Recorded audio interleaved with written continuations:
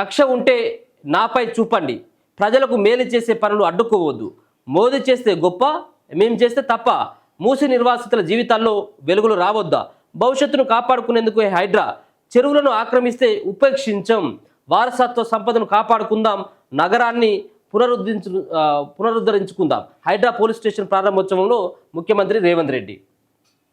రాజకీయాల పరంగా కక్ష ఉంటే నాపైనే చూపించాలే కానీ ప్రజలకు మేలు జరిగే పనులను అడ్డుకోవద్దని సీఎం రేవంత్ రెడ్డి వ్యాఖ్యానించారు.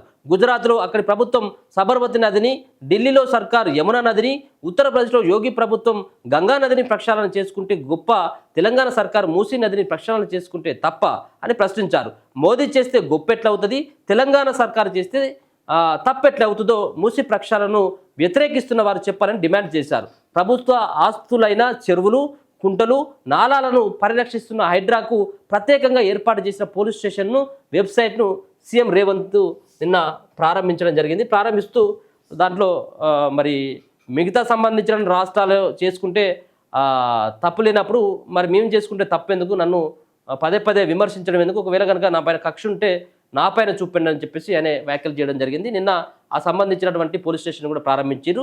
హైడ్రా కబ్జాల నివారణ, డిజాస్టర్ రిస్క్ నిర్వహణ కోసం అదనంగా సమకూర్చిన 55 స్కార్పియో డిజాస్టర్ రెస్పాన్స్ ఫోర్స్ వాహనాలను, 4 ఇన్నోవా క్లాస్ వాహనాలను, మరో 21 డిఆర్ఎఫ్ బైక్లను జెండా ఊపి ప్రారంభించారు. ఈ సందర్భంగా సీఎం మాట్లాడుతూ చారిత్రక హైదరాబాద్ నగరంలో నిజాం హయాంలో 940 చెరువులు ఉండగా వాటిలో 401 కబ్జాల పాలయ్యాయని, వాటిని పునరుద్ధరణ కోసం హైడ్రాను తీసుకువచ్చామని వివరించారు.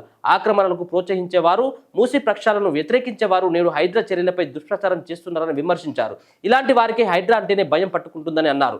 మూసీ దుర్గంధం మధ్య బతుకుతున్న పేదల జీవితాల్లో వెలుగులు రావద్దా, ఎందుకు మూసీ సుందరీకరణను, హైడ్రా చర్యలను వ్యతిరేకిస్తూ రియల్ ఎస్టేట్ రంగం పడిపోతుందంటూ తప్పుడు ప్రచారం చేసేందుకు దిగజారని సీఎం నిలదీశారు. చెరువులు, కుంటలు, నాలాల కబ్జాలను నియంత్రించడంతో పాటు డిజాస్టర్ మేనేజ్మెంట్ నిర్వహించడంతో పాటు కబ్జాలకు పాల్పడే ఆక్రమణదారుల నివారణ లక్ష్యంగా హైడ్రాను ఏర్పాటు చేసినట్లు వివరించారు. కాలుష్యాన్ని నియంత్రించకపోవడంతో ఢిల్లీకి పార్లమెంటు నుంచి పాఠశాల వరకు సెలవులు ప్రకటించుకోవాల్సి వస్తుందని అన్నారు. ఈ పరిస్థితి హైదరాబాద్ నగరానికి రావద్దన్న ఉద్దేశంతోనే తాము మూసీ ప్రక్షాళనను శ్రీకారం చుడితే కొందరు రాజకీయ నాయకులు కడుపు మండతో మాట్లాడుతున్నారని విమర్శించారు. ప్రకృతిని మనం కాపాడుకుంటే మిమ్మల్ని ఒక మాట ఏంటిదంటే, దీంట్లో మూసీ సంబంధించినటువంటి ఆ ప్రక్షాళనలో పెద్ద ఎత్తున కూడా నిధుల యొక్క అవకతవకలు జరుగుతాయి అనేది ఇప్పుడు ఉన్నటువంటి ప్రతిపక్షాలకు సంబంధించినటువంటి వాళ్ళ యొక్క వాదన. ఇంకొక పక్కన ఇప్పుడు మూసీని ప్రక్షాళన చేయాల్సినటువంటి అవసరమే ఉన్నది, చాలా ఉన్నాయి. మూసిని ప్రక్షాళన చేయాలంటే 50 నుంచి 100 అది 50,000 నుంచి 1,00,000 కోట్లు అని చెప్పేసి ఏదో అంచనా ఏదో వేస్తూ ఉన్నారట. మరి ఇంత బడ్జెట్ మన దగ్గర ఉన్నదా? ఇప్పుడే దివాలా తీసినటువంటి రాష్ట్రం. మీరు అనుకున్నటువంటి లక్ష్యం మంచిదే కావచ్చు. సో హైడ్రాకు సంబంధించిన పోలీస్ స్టేషన్ తీసుకురావడం మంచిదే, కబ్జాలు చేసుకున్నటువంటి ల్యాండ్ని స్వాధీనం చేసుకోవడం మంచిదే. మీరు ఇప్పటివరకు చేసుకున్నటువంటి ల్యాండ్ ఏంటి? ఇప్పుడు కేవలం ఈ గండిపేటకు సంబంధించిన చెరువు పక్కన ఎంత ఉన్నది, లేకపోతే మూసి పక్కన ఉన్నటువంటి పక్కన గుడిసెలు వేసుకున్నటువంటి వాళ్ళే సంబంధించినటువంటి వారిని కూల్చిన తప్పించి 100 ఎకరాలు 1000 ఎకరాలను కబ్జాలు చేసి 1000 ఎకరాలను కొల్లగొట్టినటువంటి గత ప్రభుత్వంలో ఉన్నటువంటి పెద్దల పైన కనీసం ఒక అరగుంట జాగా కూడా ఇప్పటి వరకు మీరు స్వాధీనం చేసుకోరు అయితే. మరి అదెట్లా సార్? మరి అది కూడా ఒకసారి ఆలోచించండి. మీరు నాలాలను కబ్జాలు చేసుకోవడం ద్వారా వచ్చేటువంటి వర్షాలకు ఇబ్బంది కావడం, ట్రాఫిక్ ఇబ్బంది కావడం ఇదంతా అవుతుంది, బాగానే ఉంది. దాని పట్ల మీరు హైడ్రాని తీసుకురావడం, వాటిని కొన్నిటిని కూల్చేయడం, కానీ కొన్నిటిని మాత్రమే పక్కనటువంటి పాన్ షాపులని, చిన్న చిన్న టిఫిన్ సెంటర్లను కూల్చేయడం కాదు, పెద్ద పెద్ద విల్లాలు కట్టినటువంటి వాటి జోలికి ఎందుకు పోవట్లేదు అనేది ఇప్పుడు ప్రశ్న. మూసి ప్రక్షాళన చేయొచ్చు, కానీ అదే ఇంపార్టెంట్ అనేది కాదు. దానికంటే ఇంపార్టెంట్ అయినటువంటి పనులు రాష్ట్రంలో చాలా ఉన్నాయి.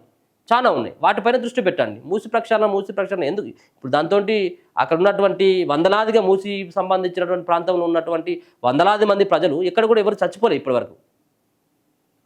అది పెద్ద అక్కడ మూసి పక్కన ఉన్నటువంటి ప్రజలు కూడా కోరుకోవట్లేదు. అది మూసి వాసన వస్తుంది అని చెప్పేసి మీరే ప్రతి సభలో అంటా ఉన్నారు. మరి ఆ మూసి వాసన మీరు జూబ్లీ హిల్స్, బంజారా హిల్స్ ప్రాంతంలో ఉన్నటువంటి మీకే వస్తూ ఉన్నదా? ఆ మూసి పక్కన ఉన్నటువంటి వాళ్ళకే వస్తలేదు వాసన. మేము ఇక్కడ ఉంటాం నాయన అని చెప్పేసి వాళ్ళు మొత్తుకుంటా ఉన్నారు. మీరు మూసి యొక్క వాసన పీల్చుకొని ఎన్ని రోజులు బతుకుతారని మీరు అంటా ఉన్నారు. మరి వాళ్ళకి లేనటువంటి ఉత్సాహం మీకు ఎందుకు? ఇప్పుడు దానిపైన విమర్శలు వస్తున్నటువంటి సందర్భం దానికి పులి స్టాప్ పెట్టొచ్చు కదా అన్నటువంటిది కొంత వినబడతా ఉన్నది.